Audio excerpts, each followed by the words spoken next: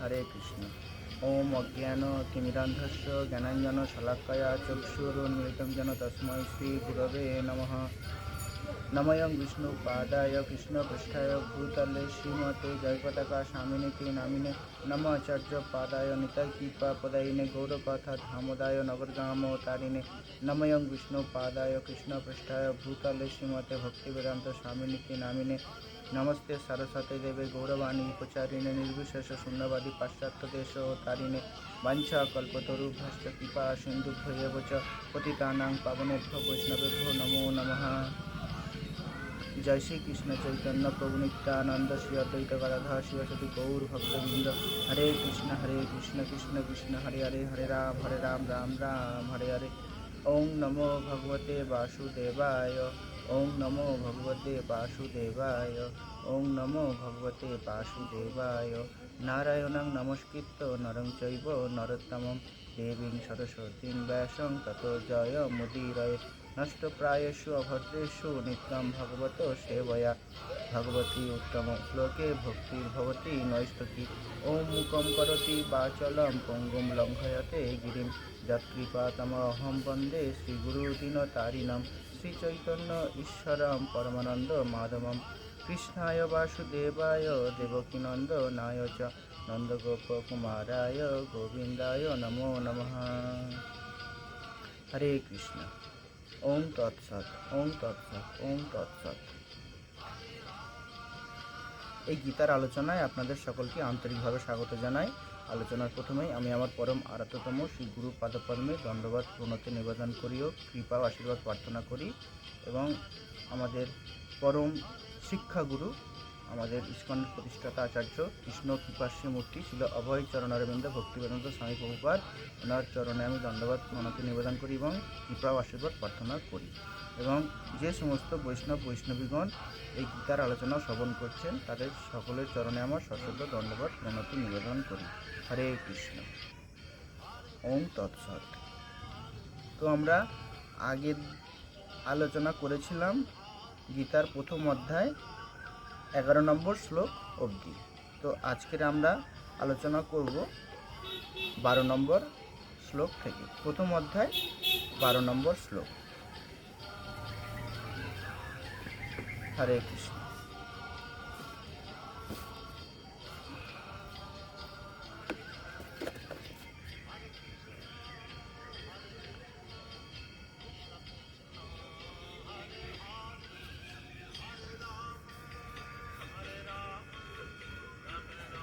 শ্লোক 12।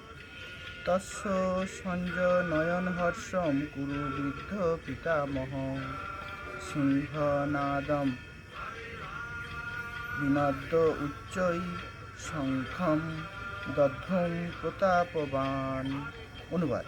তখন কুরুবংশের বৃদ্ধ পিতামহ ভীষ্ম দুর্যোধনের হর্ষ উৎপাদন করে সিংহের গর্জনের মতো অতি উচ্চ নাদে তার শঙ্খ বাজালেন। ভীষ্মদেব দুর্যোধনকে আনন্দ দেওয়ার জন্য যে এমনভাবে শঙ্খ বাজালেন যাতে দুর্যোধন আনন্দ পায়। কুরু রাজবংশের পিতামহ দুর্যোধনের হৃদয়ের ভাব বুঝতে পেরে তার প্রতি স্বাভাবিক করুণাবশত সিংহের মতো উচ্চনাদে তার শঙ্খ বাজিয়ে তাকে উল্লাসিত করার চেষ্টা করলেন। কে? হ্যাঁ, পিতামহ ভীষ্ম দুর্যোধনকে উল্লাসিত করলেন, আনন্দ দিলেন। পরোক্ষভাবে শঙ্করধ্বনির মাধ্যমে তিনি তার হতাশাচ্ছন্ন পৌত্র দুর্যোধনকে জানিয়ে দিলেন যে এই যুদ্ধে জয়লাভ করার কোনো আশাই তার নেই। তার মানে এই শ্লোক থেকে আমরা বুঝতে পারছি যে দুর্যোধনের হার নিশ্চিত, কারণ ভগবান শ্রীকৃষ্ণ ছিলেন তার বিপক্ষে, সেটা পিতামহ ভীষ্ম জানতেন। আর যেহেতু পাণ্ডব কৃষ্ণের ভক্ত এবং কৃষ্ণ সেই পক্ষে রয়েছেন, তাহলে জয় তার নিশ্চিত। কিন্তু দুর্যোধনের হার নিশ্চিতই ছিল, কিন্তু তবুও যুদ্ধ করাই ছিল পিতামহ ভীষ্মের কর্তব্য। এ ব্যাপারে তিনি কোনো রকম অবহেলা করতে চাননি।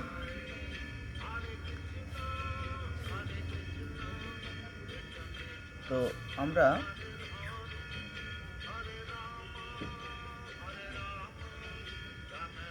এই 12 নম্বর শ্লোকে আমরা সংক্ষেপে জানলাম। আমরা আসবো 13 নম্বর শ্লোকে।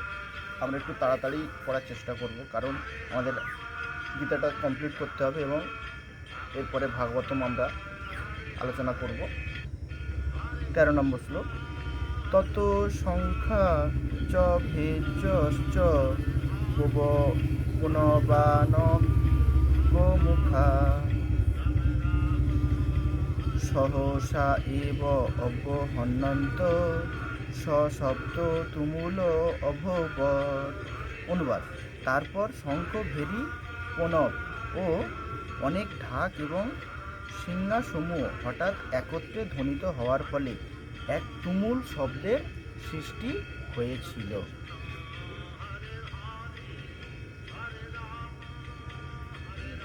তো যখন যুদ্ধ হয় তার আগে শঙ্খের ধ্বনি, ঢাক, ঢোল তখন করার দিনে এরকম একে অপরকে সম্বর্ধনা করে যুদ্ধ আরম্ভ হতো।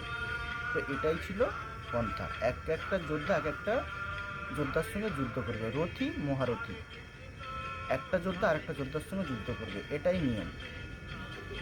আচ্ছা, আমরা 14 নম্বর শ্লোকে আসবো। তত শ্বেতই ভয়ই যুক্তে মহতি সন্দনে স্থিত মাধব পাণ্ডবশ্চৈব দিব্য শঙ্খৌ প্রদধ্বতু। অনুবাদ। অপরপক্ষে শ্বেত অশ্বচালিত এক দিব্য রথে স্থিত শ্রীকৃষ্ণ ও অর্জুন উভয়ে তাদের দিব্য শঙ্খ বাজালেন। তাহলে এদিকে আগে কৌরবদের শঙ্খ বাজালেন আর ওইদিকে পাণ্ডবদের শঙ্খ বাজালেন শ্রীকৃষ্ণ। না, প্রভুপাদ তাৎপর্য লিখছেন, দিব্য শঙ্খের ধ্বনি এই সংকেত প্রদান করল যে ভগবান শ্রীকৃষ্ণ পাণ্ডব পক্ষে যোগদান করার জন্য অপর পক্ষের বিজয়ী হবার কোনো আশাই ছিল না। প্রভুপাদ তাৎপর্যে আমাদের দিচ্ছেন। আর শ্রীকৃষ্ণ তাদের সঙ্গে থাকার জন্য বিজয় সর্বদা পাণ্ডুপুত্রদের মতো ব্যক্তিদের সঙ্গেই থাকে। তাহলে যেহেতু শ্রীকৃষ্ণ পাণ্ডুপুত্রের পক্ষে রয়েছেন, তাহলে তাদের বিজয় নিশ্চিত। আর ভগবান যখন যেখানে থাকেন সৌভাগ্য লক্ষ্মীও সেখানে অবস্থান করেন। আমরা দেখব এই যে প্রথমে ধৃতরাষ্ট্র প্রশ্ন করেছে, তার উত্তর সঞ্জয় লাস্টে দেবেন। 18 অধ্যায়ে 78 নম্বর শ্লোক আমরা দেখতে পাব। তো সেটার ইঙ্গিত আমরা এখানেও পাচ্ছি যে সৌভাগ্য লক্ষ্মী সেখানেই বিরাজমান, যেখানে কৃষ্ণ থাকে, পার্থ থাকে এবং সেখানেই বিজয় নিশ্চিত।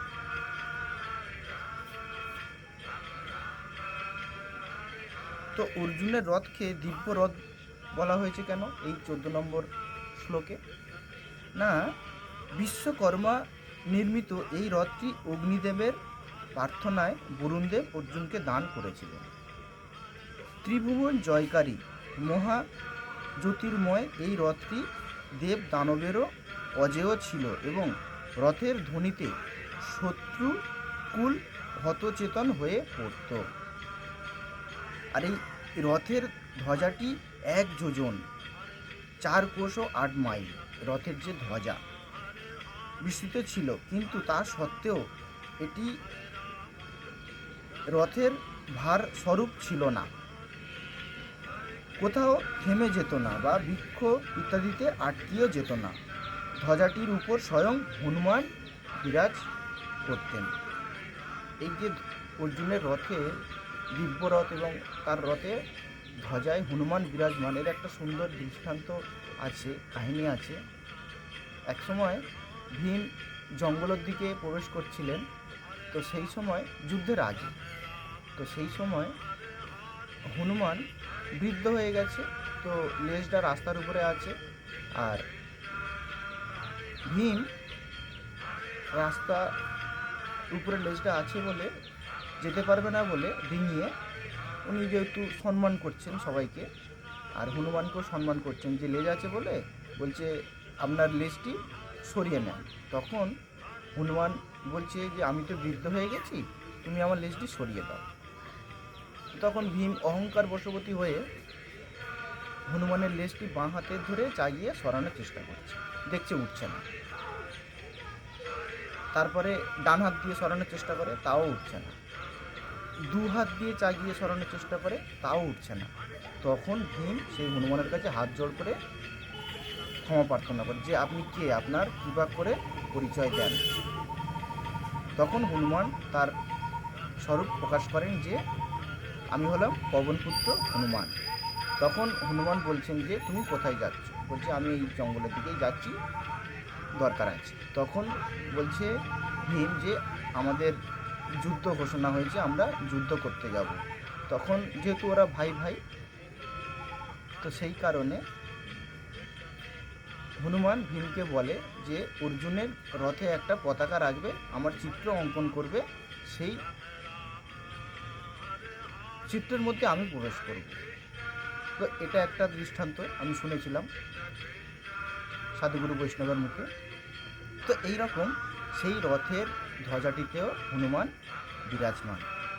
তো অর্জুনের রথের ঘোড়াগুলি গন্ধর্বরাজ চিত্ররথ উপহার দিয়েছিলেন। তাহলে অর্জুনের যে রথের যে ঘোড়া কে উপহার দিয়েছিলেন?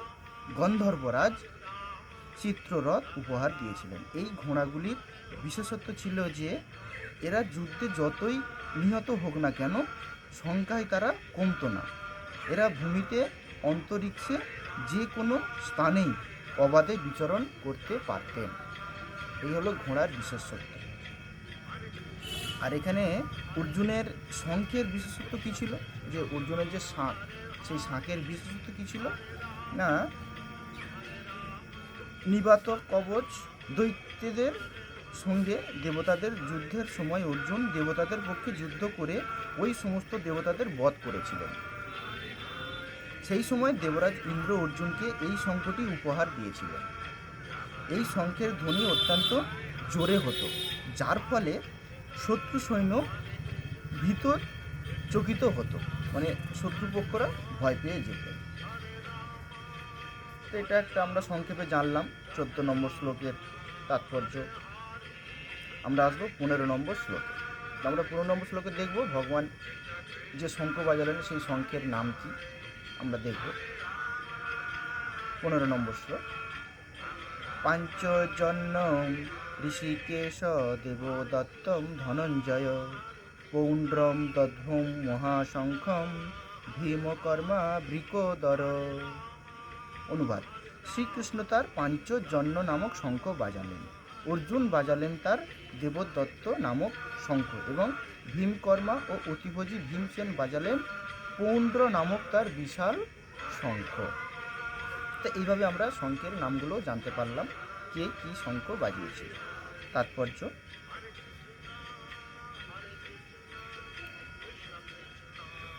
তো এখানে শ্রীকৃষ্ণকে এই শ্লোকে ঋষিকেশ বলে উল্লেখ করা হয়েছে, কারণ তিনি সমস্ত ইন্দ্রিয়ের অধীশ্বর।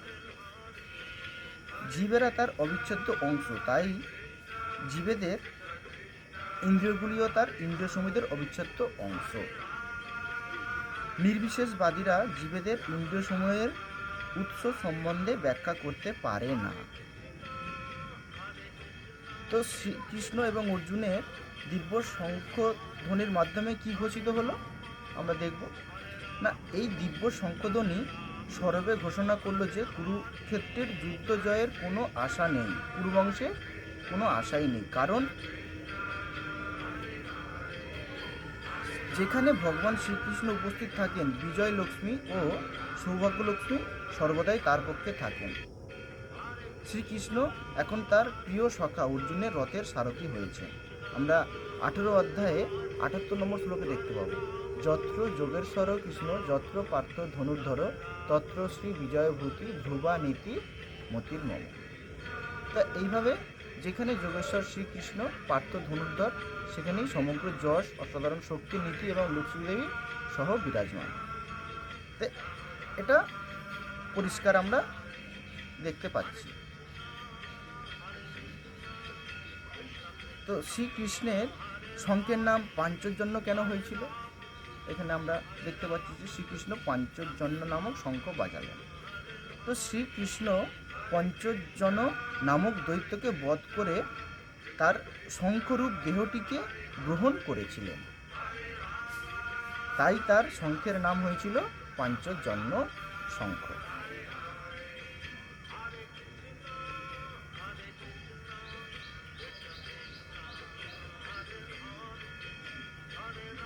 এখানে আরো সুন্দর বিস্তার আছে, যে প্রভুপাদ তাৎপর্য দিয়েছে যে সমস্ত জীবের অন্তরে অবস্থান করে ভগবান তাদের ইন্দ্রিয়গুলোকে পরিচালিত করে।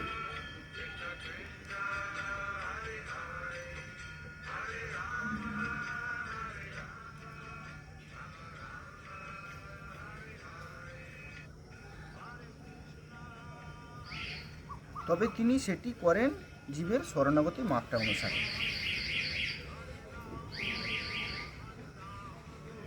এবং শুদ্ধ ভক্তের ক্ষেত্রে তার ইন্দ্রিয়গুলিকে ভগবান প্রত্যক্ষভাবে পরিচালিত করেন। এখানে কুরুক্ষেত্রের যুদ্ধক্ষেত্রে অর্জুনের দিব্য ইন্দ্রিয়গুলিকে ভগবান সরাসরি পরিচালিত করেছেন, তাই তাকে এখানে ঋষিকেশ নামে অভিহিত করা হয়েছে। তো আপনারা তাৎপর্যটা পড়বেন আর অনেক বিষয় জানতে পারবেন। আমরা অনেকেই জানি ভগবানের নাম মধুসূদন, তিনি মধু নামক দৈত্যকে বধ করেছিলেন, সেই জন্য ওনার নাম মধুসূদন। এবং ওনার নাম হচ্ছে গোবিন্দ। উনি গাভী ও ইন্দ্রিয়গুলিকে আনন্দ দান করেন বলে তার নাম গোবিন্দ। এবং বাসুদেব নাম কেন বসুদেব? উনি হচ্ছেন বসুদেব নাম হওয়ার কারণ বাসুদেবের পুত্র, সেই জন্য ওনার নাম বাসুদেব। এবং দেবকী নন্দন কেন নাম? দেবকীর গর্ভে জন্মগ্রহণ করেছিলেন বলেই, আবির্ভাব হয়েছিলেন বলেই ওনার নাম দেবকী নন্দন। এবং বৃন্দাবনের যে বাল্যলীলা প্রদর্শন করেছিলেন সেখানেও যশোদা সন্তান রূপে তিনি তার বাল্যলীলা প্রদর্শন করেছিলেন বলে তার নাম যশোদা নন্দন। তাই এইভাবে ওনার যে নাম ভগবান শ্রীকৃষ্ণের বিভিন্ন নাম, তার অনেক কারণ আছে, সেটা আমরা সংক্ষেপে জানলাম। সেই রকম কুরুক্ষেত্রের রণাঙ্গনে অর্জুনকে পরিচালিত করেছিলেন বলে তার নাম ঋষিকেশ। তো আমরা আসব পরের শ্লোকে। এখানে 16 থেকে 18 অবধি শ্লোক আছে।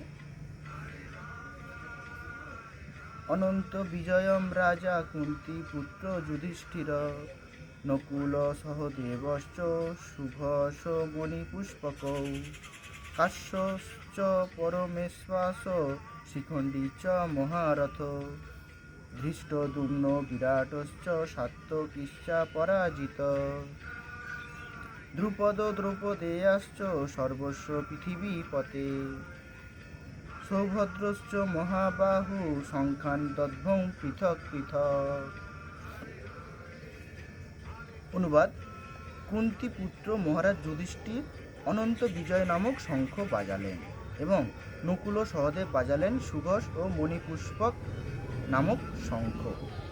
হে মহারাজ, তখন মহান ধনুর্ধর কাশীরাজ, প্রবল যোদ্ধা শিখণ্ডী, ধৃষ্টদ্যুম্ন, বিরাট, অপরাজেয় সাত্যকী, দ্রুপদ, দ্রৌপদীর পুত্রগণ, সুভদ্রার মহাবলবান পুত্র এবং অন্য সকলে তাদের নিজ নিজ পৃথক পৃথকভাবে শঙ্খ বাজালেন।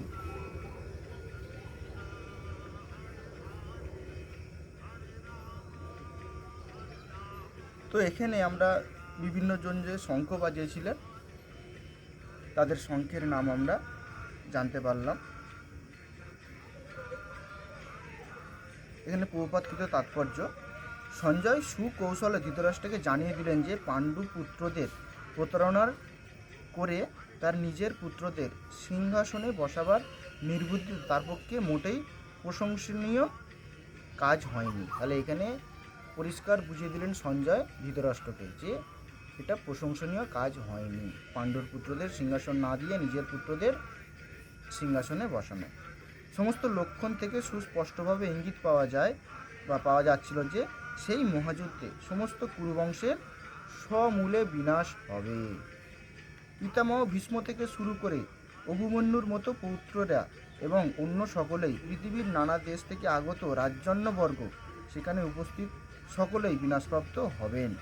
মহারাজ ধৃতরাষ্ট্রের জন্যই সমগ্র বিপর্যয়ের উদ্ভব হয়েছিল, কারণ তিনি তার পুত্রদের গৃহীত নীতিকেই সমর্থ করেছিলেন।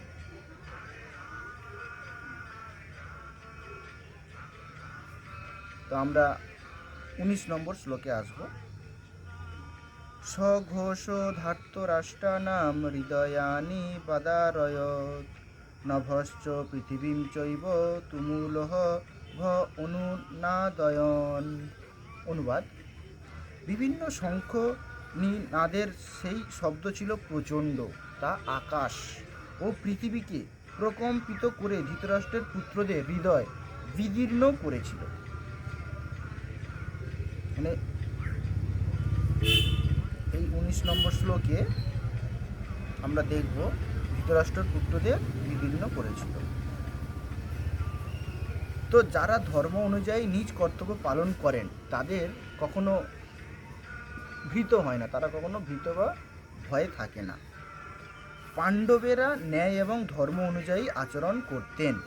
বনবাসে এবং অজ্ঞাতবাসে থাকাকালীনও তারা ন্যায় এবং ধর্মের আশ্রিত হয়েই ছিলেন। দেখুন, কত সংকট সময় এবং বিপদের সময়ও যারা ভগবানের ভক্ত তারা একনিষ্ঠতা থাকে। এর থেকে আমাদের শিক্ষা লাভ করতে হবে। আমরা যেখানেই থাকি না কেন ভগবানের প্রতি পূর্ণ শরণাগত থাকতে হবে। এই নয় আমরা ভালো আছি বলে ভগবানকে স্মরণ করব, আর এখন কারোর কোনো সময় পরিস্থিতি খারাপ আছে আমরা ভগবানকে স্মরণ করব না, নিজের ইন্দ্রিয় তৃপ্তি করব, আনন্দ করব, ভগবানকে ভুলে গিয়ে এটা প্রতারণা হবে, এটা কৃপণতা হয়ে যাবে।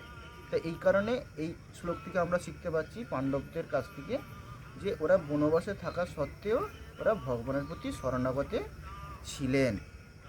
তো ক্ষত্রিয় ধর্ম পালনের জন্য তারা যুদ্ধক্ষেত্রে উপস্থিত হয়েছিলেন এবং ধর্মের স্রষ্টা ও সংস্থাপক ভগবান শ্রীকৃষ্ণ তাদের পক্ষে ছিলেন, তাই তাদের মনে কোনো প্রকার ভয় ছিল না। তাই এক্ষেত্রে আমাদেরও বিশ্বাস থাকা উচিত পরমাত্মা রূপে বিরাজমান পরমেশ্বর ভগবান আমাদের প্রত্যেকের হৃদয়ে বিরাজমান, আমাদের প্রত্যেকের কার্যকলাপ দেখছেন আর উনি আমাদের সহায়তা করছেন। সেই জন্যই কৌরবের পক্ষে সম্মিলিত শঙ্খধ্বনি এবং বাদ্যযন্ত্রের সম্মিলিত আওয়াজ তাদের উপর কোনো প্রভাব বিস্তার করতে পারেনি।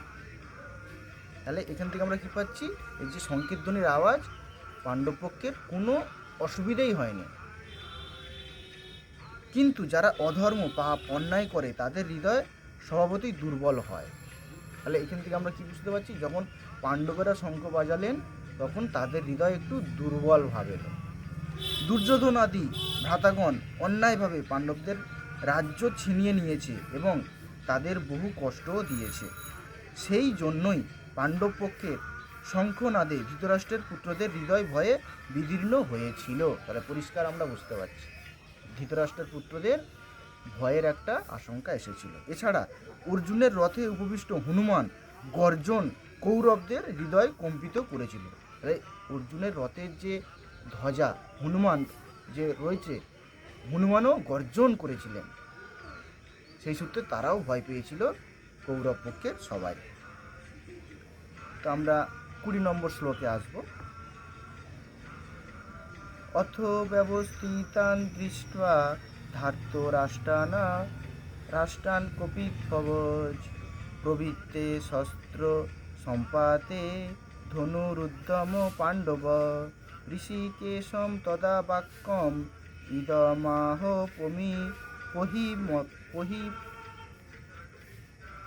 মহিপতে।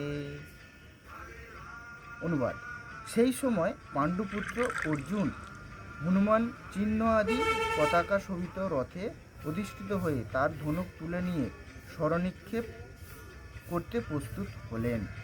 হে মহারাজ, ধৃতরাষ্ট্রের পুত্রদের সমরসজ্জায় বিনস্ত দেখে অর্জুন তখন শ্রীকৃষ্ণকে এই কথাগুলি বললেন।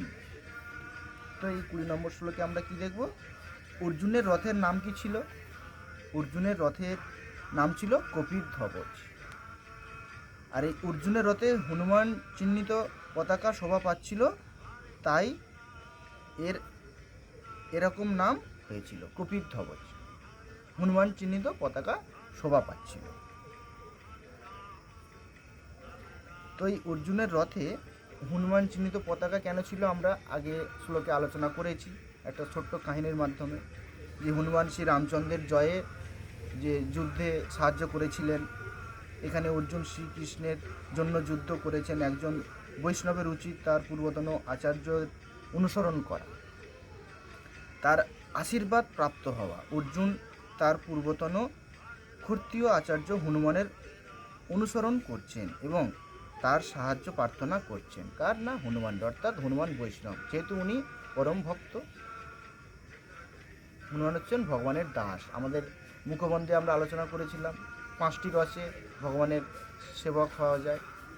কেউ দাস্য, কেউ সখ্য। হনুমান হলেন দাস, আর সখা হচ্ছেন অর্জুন সখ্য হিসাবে। তো এখান থেকে আমরা জানতে পারছি যে হনুমান হচ্ছেন ভগবানের দাস রামচন্দ্রের। তো সেই সূত্রে বৈষ্ণব হিসাবে অর্জুন তাকেও সম্মান করছেন, তার পথ অনুসরণ করছেন। তাহলে আমাদেরও শুদ্ধ বৈষ্ণবের পথ অনুসরণ করে চলাই উচিত এবং তার সাহায্য প্রার্থনা করছেন। সে কারণে তার রথে হনুমান চিহ্নিত পতাকা শোভা পাচ্ছিল। তো আপনারা তাৎপর্য পড়বেন অবশ্যই। আমি পরের শ্লোকে আসছি। 21-22 দুটো একসঙ্গে আছে। অর্জুন উবাচ সেনয়োরু ভয়োর মধ্যে রথম স্থাপয় মেহ অচ্যুত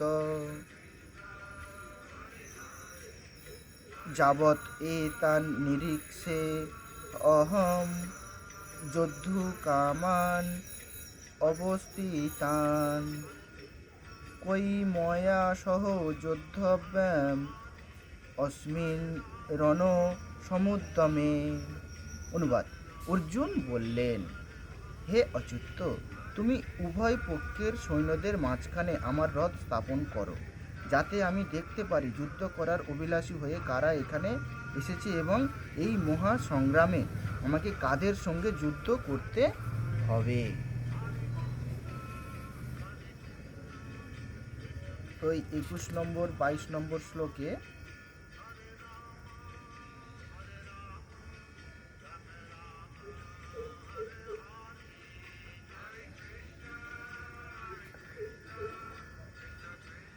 তো ভক্তের সঙ্গে ভগবানের সম্পর্ক মধুর।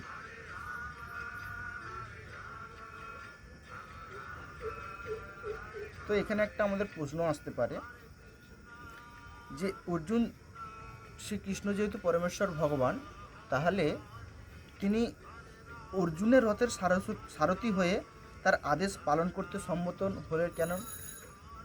এখানে আমাদের প্রশ্ন আসতে পারে। তো এক্ষেত্রে ভক্তের সঙ্গে ভগবানের সম্পর্ক মধুর, অপ্রাকৃত। ভক্ত সর্বদাই ভগবানের সেবায় উন্মুখ। ঠিক তেমনই ভগবানও তার শুদ্ধ ভক্তের কোনো রকম সেবা করার সুযোগ অন্বেষণ করেন। ভগবান যখন তার কোনো শুদ্ধ ভক্তের আদেশ অনুসারে তাকে সেবা করার সুযোগ পান, তখন তিনি অসীম আনন্দ উপভোগ করেন।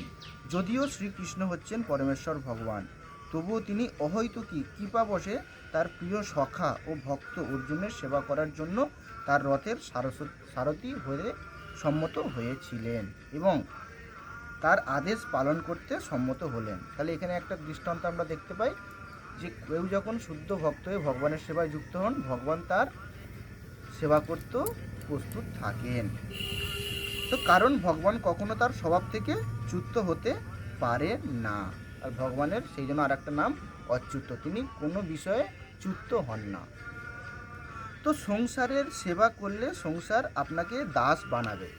এই বিষয়টা খুব ইম্পর্টেন্ট, আমাদের গুরুত্ব দিয়ে বুঝতে হবে। সংসারের সেবা করলে সংসার আপনাকে দাস বানাবে, কিন্তু ভগবানের সেবা করলে ভগবান আপনার দাস হয়ে যাবেন। তাহলে এইখান থেকে আমাদের বুঝতে হবে যে ভগবানও ভক্তের দাস হয়ে যায়, এটাই ভগবানের স্বভাব। আর একটা বিষয় যে শ্রীকৃষ্ণকে অচ্যুত বলে সম্বোধন করার তাৎপর্য কি এই শ্লোকে? না, অচ্যুত তাকেই বলা হয় যিনি কখনো তার স্থান বা পদ এবং স্বভাব থেকে চ্যুত বা পতিত হন না। শ্রীকৃষ্ণ হচ্ছেন পরমেশ্বর ভগবান, সর্বলোক মহেশ্বর, সকলের প্রভু, প্রত্যেকেই তার আদেশের অধীন। তবুও তিনি অহৈতুকী কৃপাবশে তার প্রিয় সখা ও ভক্ত অর্জুনের রথের সারথি হয়ে তার আদেশ পালন করেছিলেন। ভক্তের প্রতি করুণা প্রকাশ এবং ভক্তের আদেশ পালন করা, এটা হচ্ছে ভক্ত বৎসল্য। তার স্বভাব, এ থেকে তিনি কখনো চ্যুত হন না, তাই তাকে অচ্যুত বলা হয়েছে। তো আমরা 23 নম্বর শ্লোকে আসব।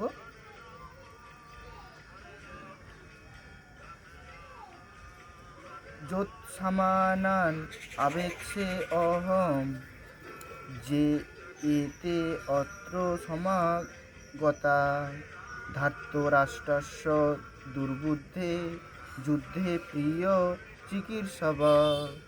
অনুবাদ: ধৃতরাষ্ট্রের দুর্বুদ্ধি সম্পন্ন পুত্রকে সন্তুষ্ট করার মানসে যারা এখানে যুদ্ধ করতে এসেছে তাদের আমি দেখতে চাই।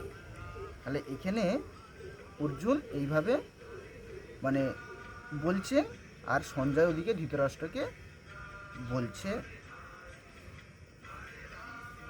এই 23 নম্বর শ্লোকে ধৃতরাষ্ট্রের পুত্রদের দুর্বুদ্ধি সম্পন্ন বলা হয়েছে কেন এই শ্লোকে? না, অন্যের সম্পত্তি দখল করা দুর্বুদ্ধির লক্ষণ।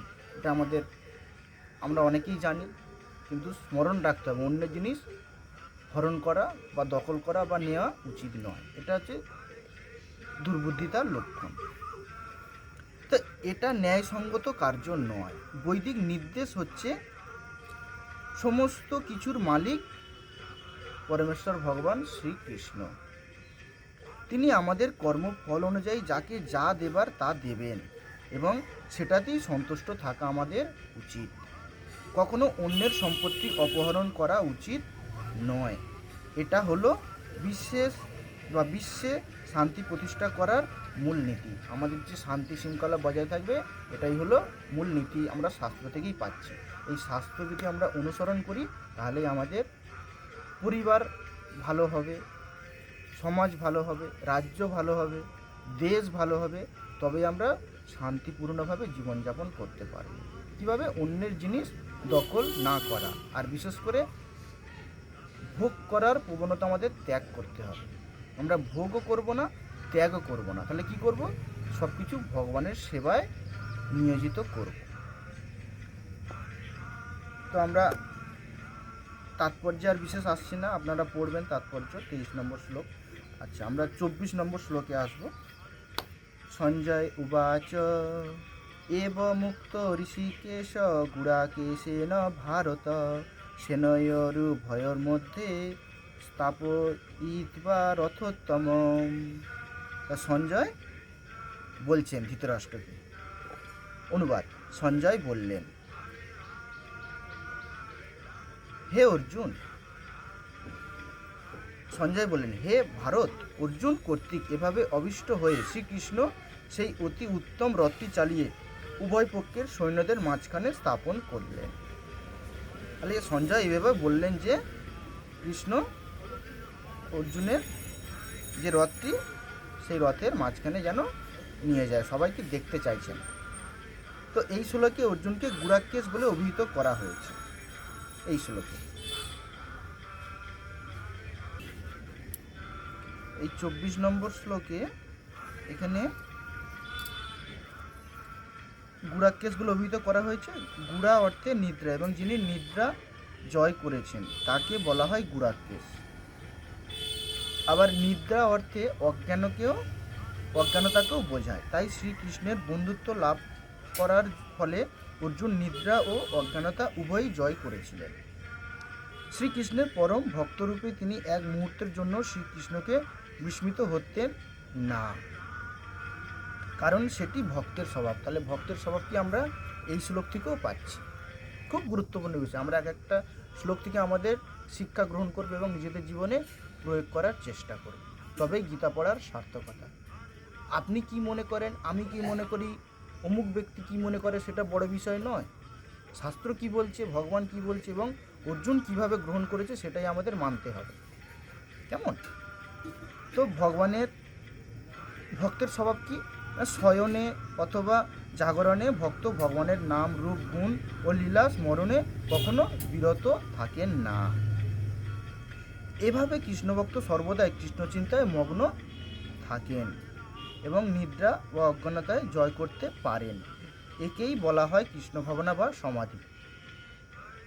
ঋষিকেশ অথবা সমস্ত জীবের ইন্দ্রিয় মনের নিয়ন্ত্রণ হওয়ার ফলে শ্রীকৃষ্ণ সৈন্যবাহিনীর মধ্যে অর্জুনের রথ স্থাপন করার অভিপ্রায় বুঝতে পেরেছিলেন। এভাবে অর্জুনের নির্দেশ পালন করার পর তিনি বললেন, আমরা আসবো 25 নম্বর শ্লোকে। ভীষ্ম দ্রোণ প্রমুখ তো সর্বেষাং চ মোহিতাম উবাচ পার্থ পশ্যৈতান সমবেতান কুরু নীতি। অনুবাদ: ভীষ্ম দ্রোণ প্রমুখ পৃথিবীর অন্য সমস্ত নৃপতিদের সামনে ভগবান ঋষিকেশ বললেন, হে পার্থ, এখানে সমবেত সমস্ত কৌরবদের দেখো। তাহলে ভগবান এবারে সবাইকে দেখতে অর্জুনকে নির্দেশ করছেন। এই 25 নম্বর শ্লোকে জীবসমূহের পরমাত্মা রূপে শ্রীকৃষ্ণ বুঝতে পেরেছিলেন অর্জুনের মনে কি হচ্ছিল। এই প্রসঙ্গে ঋষিকেশ শব্দটি উল্লেখ করার মাধ্যমে বোঝানো হচ্ছে যে তিনি সবই জানতেন। আর পার্থ অর্থাৎ পৃথা বা কুন্তির পুত্র বলে অর্জুনকে অভিহিত করাটা খুব তাৎপর্যপূর্ণ। সখা রূপে তিনি অর্জুনকে জানাতে চেয়েছিলেন যে যেহেতু অর্জুন তার পিতা বসুদেবের ভগ্নী পৃথার পুত্র, তাই তিনি তার রথের সারথি হতে সম্মত হয়েছিলেন। এখন শ্রীকৃষ্ণ যখন অর্জুনকে বললেন সমস্ত কৌরবদের দেখো, তার মধ্যে তিনি কি বোঝাতে চেয়েছিলেন? আমরা 26 নম্বর শ্লোকে আসব।